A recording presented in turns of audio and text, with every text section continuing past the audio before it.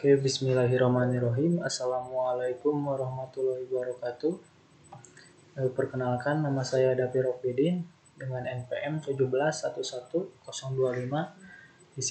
Di sini saya akan mempresentasikan mengenai bisnis proses outlet katro atau kaos distro ya.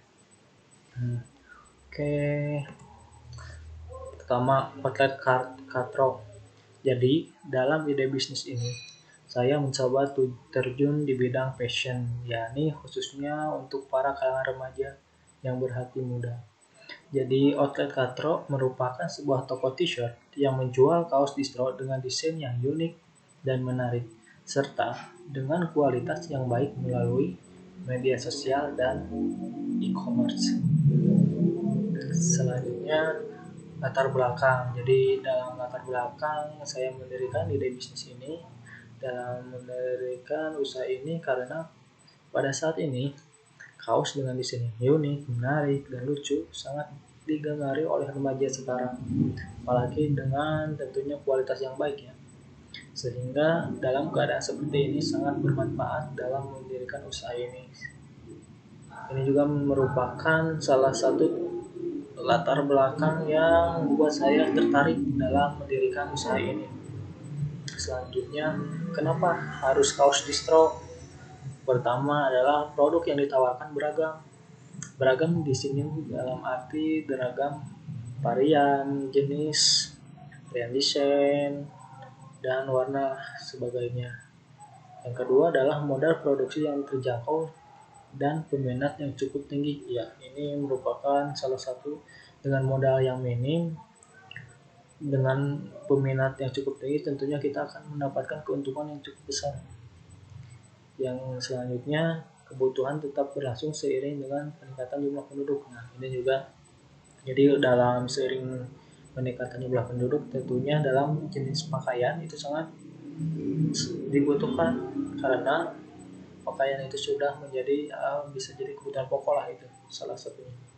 Selanjutnya, tujuan pendirian usaha. Nah, tujuan tentunya saya memberikan usaha ini tidak semata-mata hanya untuk mendapatkan laba saja. Tentunya yang pertama adalah menyalurkan kreativitas dan kemampuan. Jadi kalau kita punya kreativitas atau kemampuan dalam desain, nah di sini saya mencoba menerapkan jadi agar bermanfaat lah ilmunya. Kedua adalah melatih mental dalam usaha. Melatih mental dalam usaha. Jadi ketika kita seorang mahasiswa pelajar yang belum berpengalaman dalam usaha, ini merupakan salah satu bibit dalam menemukan mental usaha. Jadi dengan dimulai dari yang kecil. Jadi kita berwirausaha itu dari yang kecil dulu. Selanjutnya dalam mengisi waktu luang. Nah, mengisi waktu luang di sini kita bisa gunakan dalam melakukan desain atau apa sih itu? Promosi ya, bisa promosi. Kemudian yang terakhir adalah tentunya mendapatkan laba. Nah, laba di sini yang paling utama dalam membuat usaha. Gak mungkin dong kita mendirikan usaha tapi hanya untuk mendapatkan rugi kali itu kan. Iya, jadi laba adalah yang paling utama dalam usaha, dan kepuasan buat konsumen juga paling utama itu. Selanjutnya ini adalah proses dari bisnis saya. Jadi yang pertama saya membuat desain kaos yang unik sehingga menarik peminat para pencinta kaos distro. Kemudian setelah kita membuat desain kaos yang menarik, yang unik, yang beragam jenis, kita upload desain beserta informasinya ke media sosial, bisa melalui IG, WhatsApp, grup, bisa itu di Facebook. Kan sekarang kan udah banyak marketplace di sosial media, di e-commerce bisa, Shopee, Bukalapak, bisa itu situ. Kemudian selanjutnya adalah setelah mendapatkan orderan, kemudian saya membeli kaos polos dengan model dan warna yang sesuai dengan yang dipesan oleh customer tentunya. Setelah dapat kaos polos, kemudian kaos polos tersebut disablonkan ke jasa sablon, tentunya telah bekerja sama, karena kalau kita bekerja sama tentunya akan membingungkan juga kan. Jadi kita harus cari dulu. Kalau udah kerjasama itu tinggal kita kontak jadi. Kemudian setelah kaos pesanan jadi, kaos yang dipesan langsung di packing dengan rapi dan sedemikian rupa dan dikirim ke alamat pembeli bisa menggunakan ekspedisi ya. Jadi kemudian untuk metode pembayarannya bisa melalui transfer dan COD atau cash on delivery. Nah, ini untuk target penjualannya. Jadi tentunya dalam penjualan ini harus mempunyai target. Yang pertama target produk. Jadi produk dapat disesuaikan dengan permintaan konsumen atau pembeli. Namun desain yang akan saya keluarkan per minggu sekitar 50 jenis. Jadi dalam setiap minggunya kita memiliki beragam jenis desain sehingga si konsumen itu enggak bosan hanya itu saja yang ditawarkan. Tentunya itu juga dapat menjadi poin pendorong atau penambah dalam usaha ini. Yang kedua adalah target konsumen. Nah, untuk target ini dalam konsumen adalah pengguna media sosial dan e-commerce. Jadi maupun pria ataupun wanita dengan kisaran umur antara 15 sampai 30 tahun itu untuk se-Indonesia ya. Jadi enggak terbatas lah. Enggak hanya di wilayah tertentu saja. Jadi ini untuk se-Indonesia.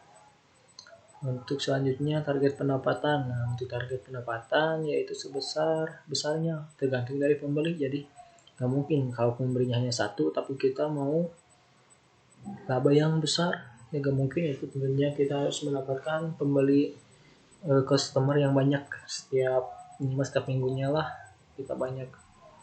Ini adalah dalam melakukan usaha atau plan bisnis tentunya harus memiliki analisis SWOT-nya karena ini sangat berperan dalam melakukan usaha. Nah, yang pertama adalah kekuatan atau strength. Nah, jadi kekuatan dari usaha saya ya tentunya.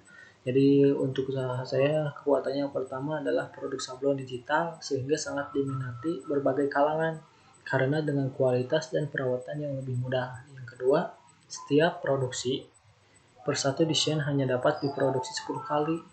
Jadi agar mempertahankan kualitas yang unik dan eksklusif untuk pengalaman konsumen. Jadi si konsumen itu enggak terpaku sama satu jenis.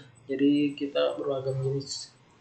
Yang ketiga, proses pembelian yang mudah melalui sosial media dan e-commerce dan pengiriman menggunakan jasa ekspedisi dengan ya tadi kalau untuk pembayaran bisa melalui transfer dan COD atau cash on delivery ya.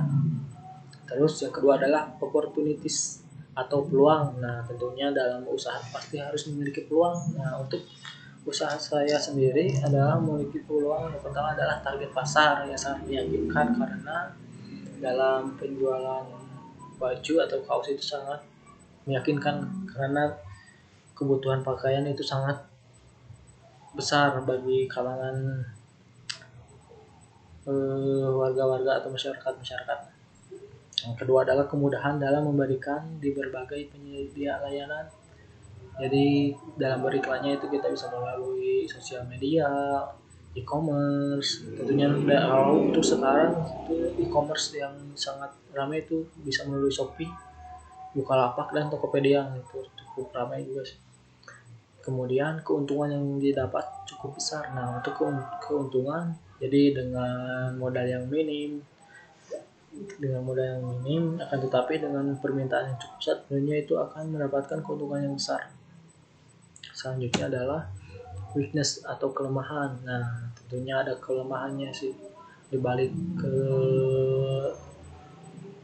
kelebihan tentu ada kelemahan. Nah, yang pertama adalah banyaknya pesaing karena kan usaha ini dapat menghasilkan laba yang cukup besar, jadi itu banyak yang minat dalam berusaha ini.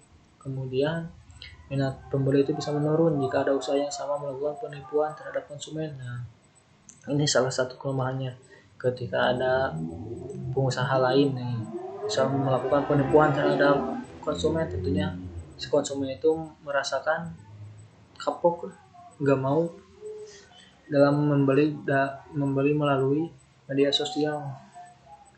Selanjutnya adalah pengiriman bisa saja terjadi barang rusak bahkan bisa hilang karena kelalaian pihak ketiga dalam hal ini ekspedisi. Nah, ini juga salah satu kendala sih Jadi misal ada kehilangan barang kan itu konsumen nggak mau tahu.